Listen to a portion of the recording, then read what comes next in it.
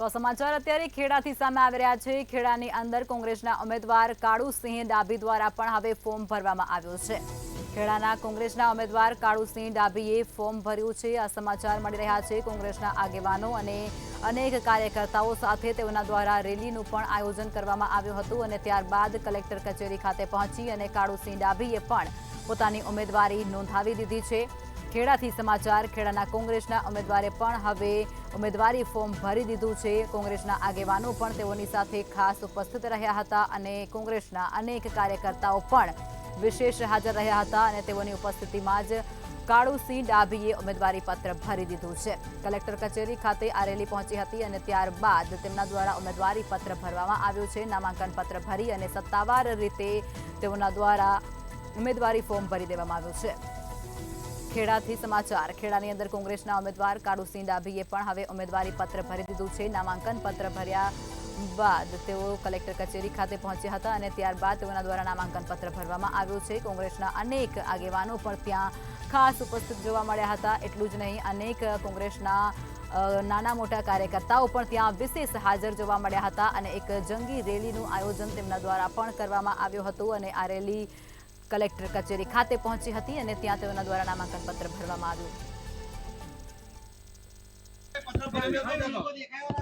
જો અમે ખૂબ ઉત્સાહથી તમે જોયું અમારી રેલી અમારી સાથે જે અમારા જે કાર્યકરો છે એ ખૂબ ઉત્સાહથી ધોળકાના દસકોઈ વિધાનસભા અને ખેડા સમગ્ર પોચ બેઠકોમાંથી કુલ 7 વિધાનસભાની લોકસભાની એક બેઠકમાં ખૂબ અમારા કાર્યકરો ઉત્સાહથી બધા અમારા આગેવાનો અને સવારે અમારા દિનશા પટેલજીના તો અને એમના આશીર્વાદ લઈ અને માન્ય શક્તિભાઈ અને અમારા પ્રભારી મુકુલજી આ બંને સવારે આણંદ જતા એટલે બધાના આશીર્વાદ લઈને અમે અમારી રેલી શરૂ કરીને અમે અહીંયા કલેક્ટર ઓફિસે ફોર્મ ભર્યું છે। અમે ચૂંટણી જીતવાના છીએ અને 2 લાખ ઉપરથી લીડથી ચૂંટણી જીતવાના છીએ। મતદારો વચ્ચે કયા કામો લઈને જશો, કેવી રીતે જશો? અરે મતદારો વચ્ચે તો અમે ઘણા કામો પડતર પ્રશ્નો છે। આ લોકોના નડિયાદથી મોડાસા રેલવેનો પ્રશ્ન છે। આ 4 નદીઓનું જે ખેડાથી રડોની વચ્ચે જે કાળું પાણી વર્ષોથી જે પ્રદૂષિત થઈ છે નદીઓ, એ પ્રદૂષિત પ્રશ્ન જે આરોગ્ય માટે ચેડા કરી રહ્યો, એવા અનેક પ્રશ્નો, શિક્ષણના પ્રશ્નો, મહિલાના પ્રશ્નો, ખેડૂતોના પ્રશ્નો, અનેક રોજગારીના પ્રશ્નો। આજે તમે જુઓ કે સમગ્ર રાજ્યમાં કોઈ જગ્યાએ અમારા યુવાનોને રોજગારી મળતી નહીં। એટલે અનેક મુદ્દાઓ, અનેક પ્રશ્નો છે। અનેક મુદ્દાઓ લઈને અમે પ્રજા વચ્ચે જઈશું।